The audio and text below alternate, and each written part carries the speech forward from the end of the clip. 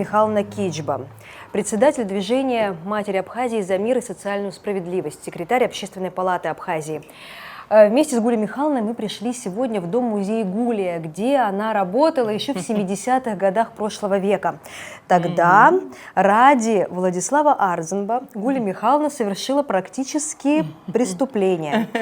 Для аспиранта Института востоковедения Владислава Арзенба Гуля Кичба достала редкие экспонаты из заказников музея и продемонстрировала их ему лично, что было запрещено. Но Гуля Михайловна это сделала ради талантливого и подающего большие надежды ученого. Гуля Михайловна, расскажите, пожалуйста, нам, как это было. Ну, конечно, в моей памяти это самое неизгладимое впечатление. И всегда, между прочим, мне хотелось спросить впоследствии Владислава Григорьевича, помнит ли он этот день. Но я на всю жизнь это запомнила. Мне позвонили. Я начинала в доме-музея Гулия после института и проработала здесь 23 года, вот так вот, можно сказать, успешно, и чувствовала себя здесь комфортно, потому что это патриарх абхазской литературы, языка и основатель всех культурных начинаний в Абхазии. Это было даже престижно здесь работать, и сейчас также. И мне позвонили с обкома партии и сказали, что к вам подойдет аспирант при Институте востоковедения Владислав Арзенба, и просим вас принять его. Ну, и это было мое дежурство. Я, конечно, он был не один, он был с инструктором обкома партии Владимиром Ардашевичем Ашхацава. Ну, они пришли, я их встретила, они прошли, я такую короткую экскурсию провела по музею. Потом он сказал, что он пришел, собственно говоря, посмотреть историю Абхазии Дмитрия Ильича Гулия. А вы знаете, что у нас он в единственном экземпляре, и то в экспонате. И, конечно, мы не имеем права, вообще нигде это не практикуется, чтобы экспонат, ну, можно было бы вытащить и так далее. Но он сказал, что он хотел бы над ним поработать. Я не знаю как, но вот, видимо, это вот свыше все-таки дает такой какой-то тебе знак. Я сказала, вам отдать домой, конечно, мы не можем, но если вы мне поможете, мы вместе вытащим. Только здесь, ну, просмотрите, если что-то вас там заинтересует. И вот мы вместе сняли вот это верхнее стекло, аккуратненько, значит, он взял так бережно историю Абхазии Дмитрия Ильича Гулия, спустились вниз, и там за столиком, там внизу, потом я вам покажу, он сидел и что-то выписывал, что-то смотрел. За это время я, естественно, над ним не стояла. 2-3 раза я ему сварила кофе, и он курил. И вот, вот такая первая встреча была. Что конкретно он искал в этой истории Абхазии? Впоследствии уже, конечно, когда вышел его вот этот всем известный труд о хетах, я думаю, что вот эти аналогии, я даже Инчге сказала, когда он первого хетолога, вот этот фильм документальный известный, я сказала, а он говорит, жаль, я не знал эту историю, а то бы я, говорит, включил в этот фильм, потому что все, что связано с историей Абхазии, с происхождением абхазов, конечно, его интересовало. И он, я думаю, что здесь тоже есть такие, где он пишет, тот же самый Дмитрий Ильич Гулия, что мы все-таки оттуда, откуда-то Месопотамия, вот это вот эти места. Я думаю, что и тут тоже указывается, что мы древний народ. Вот эти вот аналогии он, конечно, искал для своего научного труда. Гуля Михайловна, а что вас заставило пойти вот на поводу этой просьбы? Я не знаю, видимо, что-то есть в мире такое, когда вот сверху дает тебе знак, что отказать ему нельзя. Вообще, он был удивительно харизматичная такая личность.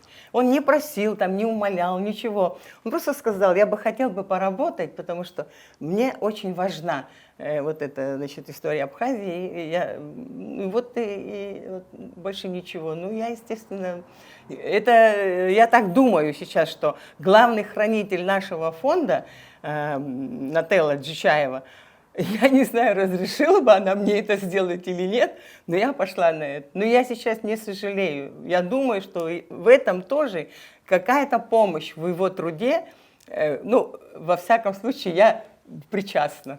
А не чувствовали себя преступницей после того, как открыли? Но я об этом не говорила в музее очень долго. Потом, когда Владислав стал таким великим, естественно, яркой такой личностью, политической. Ну, естественно, я потом хвасталась, я говорила, вот так что я вот, ну, тогда, конечно, мне никто ничего уже не говорил, потому что это, наверное, очень важно было, ему очень важно это было, ему знать, наверное, вот и он долго сидел, больше, уже вечерело даже, и, ну, я все время ему подносила кофе, ну, водичку, ну, еще что-то к кофе. И вот так вот он сидел, и потом поблагодарил и ушел. Он сказал вам, что нашел то, что искал? Нет, он этого всего не говорил, и я у него не спрашивала, но что он ушел довольный, это было видно, потому что у него была такая записная большая книжечка, он туда что-то записывал. Как вы тогда отнеслись к такому смелому Тогда аспиранту? Знаете как, я, конечно, его никогда не видела, это первая такая моя встреча, но о нем, как Арзенба, я знала, потому что я была тоже студенткой Сухгоспединститута, он закончил, уже был аспирантом, и такие корифеи науки, мои лектора, как Георгий Алексеевич Зизаря, Тамара Платоновна Шакрыл, говорили о нем с гордостью, что есть такой выпускник, который с отличием закончил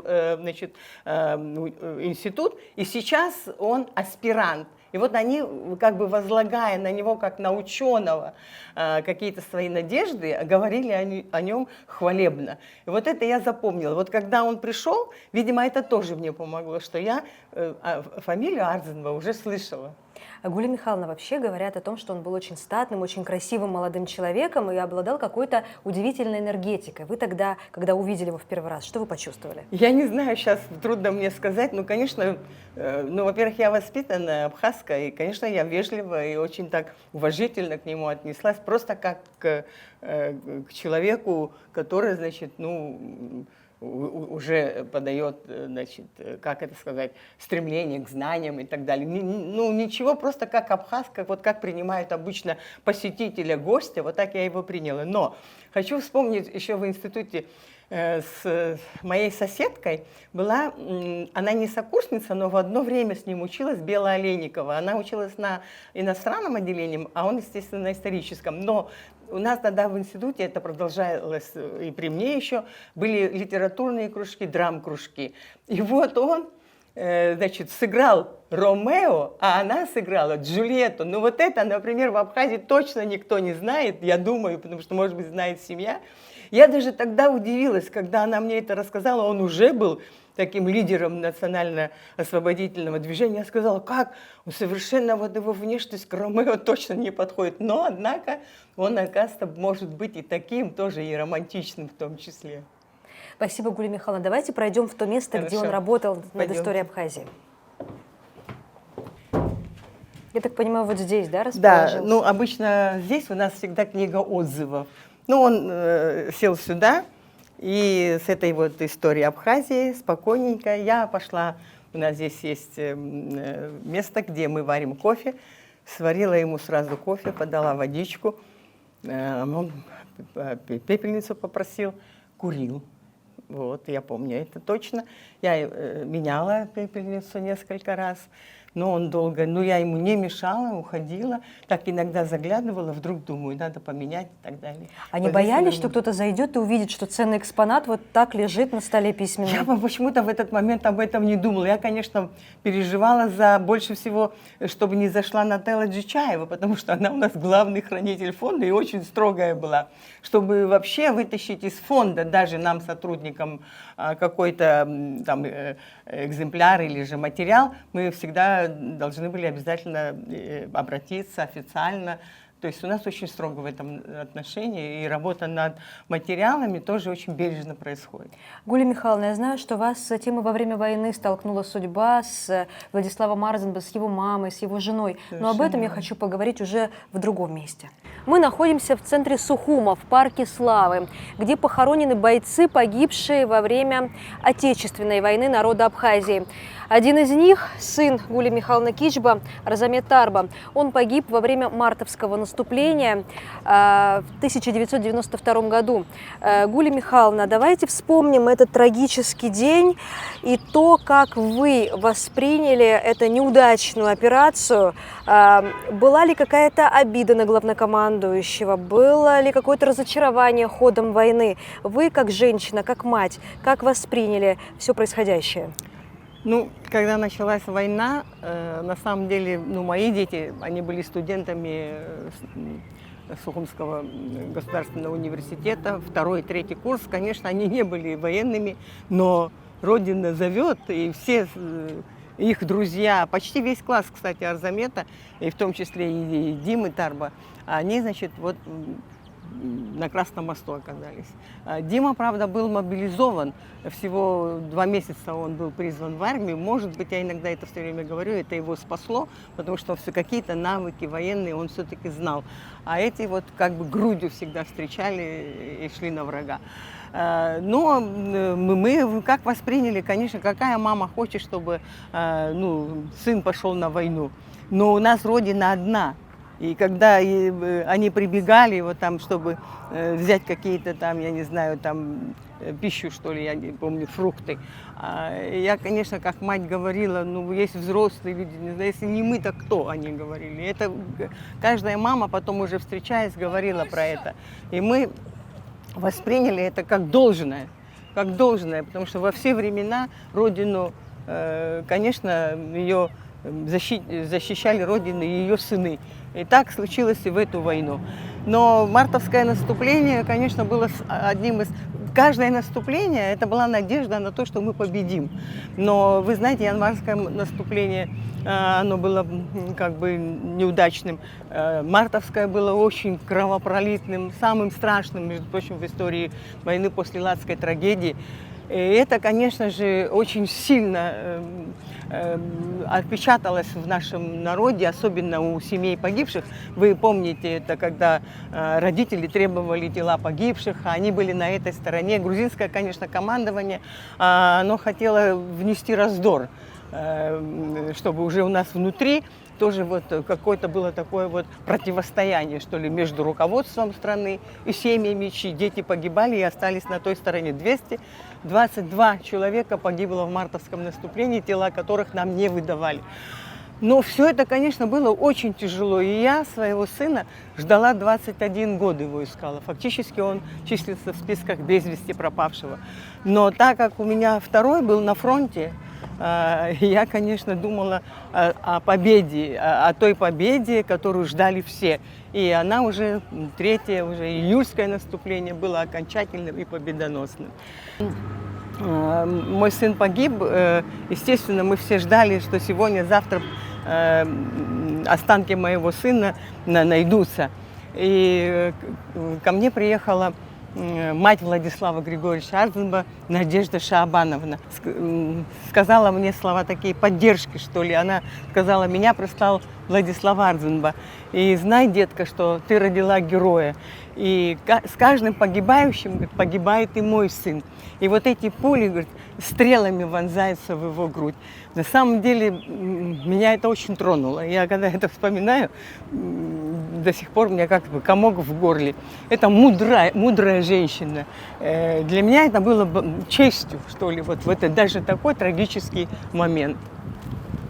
Гуля Михайловна, расскажите, пожалуйста, о вашей поездки в Ирландию, где вам уже жители Великобритании рассказывали про то, какой у вас великий президент. Да, были таких моментов, кстати, было немало. После того, как я уже после войны возглавила движение матерей Абхазии, несколько поездок было и с благословением Владислава Григорьевича. И вот помню, в 2002 году мы были в полной блокаде, и вот в Северной Ирландии, были в Великобритании, естественно, и в парламенте Великобритании говорили о том, что пережила Абхазия, и в Северной Ирландии. И вот как-то зашли мы, значит, был такой момент передышки, и нас повели в паб, ну, там, где вот обычно они дегустируют пиво и так далее. Там было все задымленно, прокурено, шумно. Ну, мы, естественно, все говорили на своем родном языке, на абхазском языке. И рядом за столиком сидел мужчина, и вдруг по-английски спрашивает: вы откуда? Ну, мы тут блеснули английским своим, сказали, что мы вот Кавказ, Черное море, Абхазия. И вот он вдруг сразу говорит: Арзенба. Мы прямо обалдели.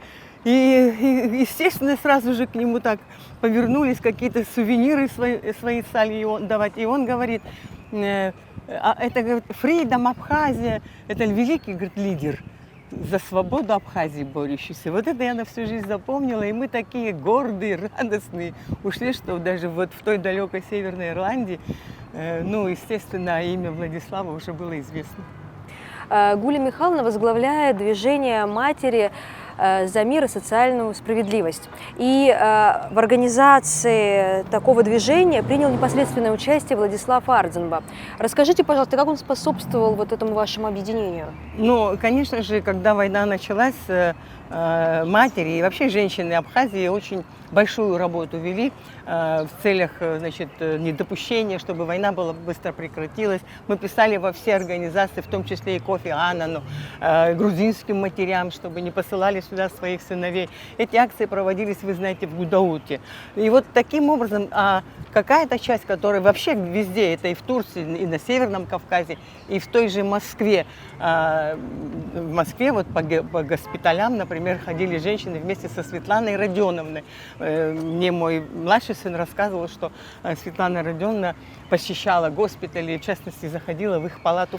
И вот после войны, когда наша организация уже окрепла, и мы хотели, значит, уже ее зарегистрировать в Минюсте, но такой решительности какой-то не было. Конечно, мы были после войны психологически тоже были подавленными и даже не решались. И вот я помню, как сейчас Владислав Григорьевич через Павла Хаджиратовича Азенба, который тогда возглавлял Совет старейшин, буквально прислал ко мне людей и сказал, что эта организация должна состояться, и я очень рассчитываю на то, чтобы они и дальше продолжали свою работу. Вот так мы начали свою работу, зарегистрировались в 1994 году, и когда мы пришли к нему, он спросил: с чего вы хотите начать свою работу? Вот как будто бы он прочел вот то, что мы желали.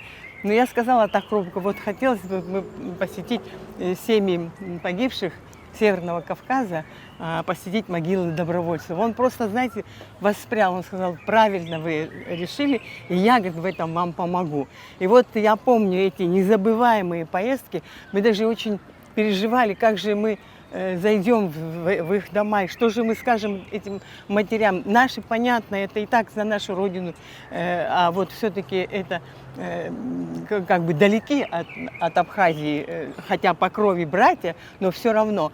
И вот я помню, мы зашли, когда к Нюсе Шоровой, это мама легендарного Муаеда Шорова, героя Абхазии, фотография стояла ее сына и рядом Владислава. Она сказала: я одного сына потеряла, а второго приобрела. И ради того, что жив Владислав и жива ваша Абхазия и ваш народ, я счастлива, что за это отдал мой сын свою голову. Это, знаете, вот это было зафиксировано, но потом где-то вот потерялась эта кассета, и очень сожалею, что об этом вот как-то еще раз не напоминалось. И еще был такой момент, мы посетили, это уже было в Черкесске, в селе Псыш, одного из добровольцев Шхагошева. И в это время вообще на могилу у северокавказцев женщины обычно не допускаются. Но в это время вся босая, с криком, наш язык очень схож, абазинский, абхазский, Саща, Саща, и вот она Сан, Саща, и в это время она припала рядом к могилке и причитая говорит: мама, видишь, какие высокие гости к вам приехали с родины Владислава. Представляете, вот так, ты, говорит, ждала, не дождалась, говорит, а они, говорит, все-таки приехали почтить память твоего сына. Вот такие незабываемые встречи. Я иногда думаю, вот во время войны, мне Арзамет рассказывал, именно северокавказские добровольцы с именами султана Сосналиева и с именем Владислава шли в атаку. И мы, говорит, тоже с ними вместе вот как бы тоже шли вот так. Это дорогого стоит. Гуля Михайловна, вспомните, пожалуйста, тот день, когда вы услышали о том, что Владислава Арденба не стало. Для вас лично и для вообще всей страны, насколько большая была потеря в тот день? Ну, это как будто нас обезглавили. Одним словом, если сказать, и вырвали вот нам сердце просто. И это, конечно, невосполнимая потеря, но я уверена, чем дальше время, тем больше его величие. Невозможно его имя запятнать чем-то. И он наш ориентир к нашей свободе, к нашей независимости, ко всему хорошему, что должно произойти в Абхазии.